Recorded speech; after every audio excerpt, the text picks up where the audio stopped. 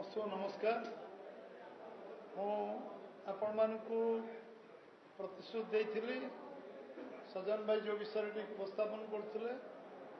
जे हमर आज जो मिश्रण होती प्रेमानंद भाई आमर विधायक पूर्वतन मंत्री केउंझर तेलकोईर वर्तमान विधायक श्याम से जोग देछन तांको स्वागत करुच्ची। नारायण पल्लई आमर पूर्वतन विधायक भद्रकर तांको स्वागत करुच्ची। राजकिशोर दास धामनगर पूर्वतन विधायक तांको स्वागत करुच्ची। बिरजा भाई पूर्वतन जिला सभापति आमर राधाकांत भाई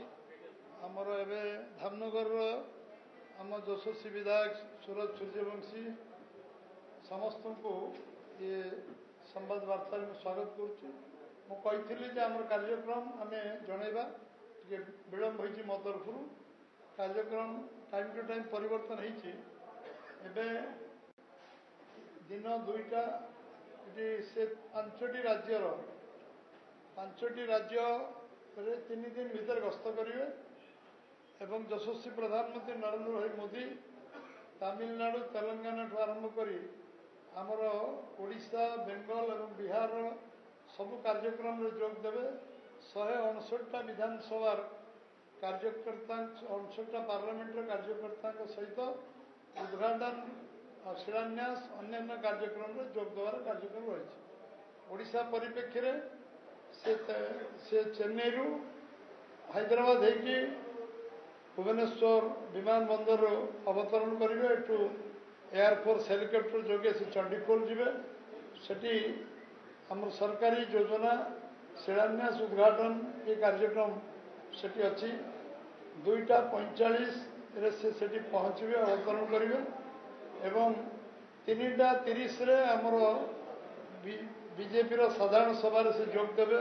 सरकारी कार्यक्रम उद्घाटन शिलान्यास सरला 3:30 से सही चंडीखोल पारादीप रोड रे जो टोलगेट अच्छी टोलगेट साइड रे जो बड़ पड़िया अच्छी से पड़िया रे विशाल जनसमावेश को से संबोधन करेंगे एवं शिलान्यास अन्य कार्यक्रम सरकारी कार्यक्रम एटा भारतीय जनता पार्टी तरफ साधारण सभा अनुष्ठित हम से कार्यक्रम में आपण मैंने समस्ते जोग देवे। ओडिशा जनसाधारण को से समस्त आग्रह करी समस्ते एभली ऐतिहासिक सभा को आसवे एवं आज जे विश्व समस्त बार चर्चित नेता जे आज ओडिशार सम्मान को विश्व दरबार में पहुंचाई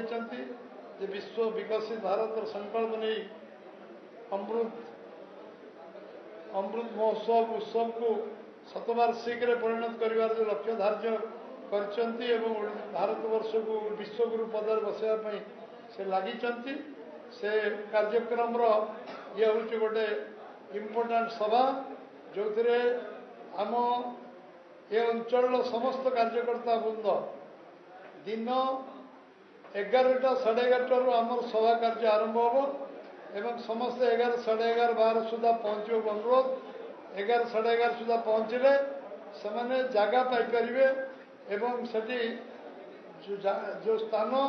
बसवा से कार्यक्रम आम स्थानीय नेता आमर विधायक आम एमएलए आम एमपी आम मंत्री अन्य मानकर उद्बोधन शुणी पारे आउ प्रधानमंत्री पहुँचा पर प्रधानमंत्री उद्बोधन सरिया पर समस्ते अपराह्न घर को फेरी पारे ये कार्यक्रम जो सुनिश्चित होती से कार्यक्रम दृष्टि मुझे आज ये विषय कहवा भावुली। आज जो मैंने आम दल में सामिल है प्रेमानंद भाई नारायण भाई राजू भाई दल भारतीय जनता पार्टी ओडिशा प्रदेश निश्चित भाव में आम शक्तिशाली हम एवं प्रदीप पाणिग्राही जन विधायक जो बार सामिल होती ये सूचना जो ओडिशा गोटे परिवर्तन आड़ ओडिशा जाऊँगी आ समस्ते बीजेडी सरकार समाप्त होती बीजेपी सरकार आसुच्ची वातावरण या समस्त अंतकरण निश्चित भाव में आम दल जो शक्तिशाली है समस्त स्वागत करी एवं अभिनंदन जनइबी एवं ये अवसर में आपण मैंने समस्ते जो अन्य माने जो वार्ता करेंगे से सज्जन भाई निर्देश देवे से करेंगे। समस्त को बहुत बहुत धन्यवाद।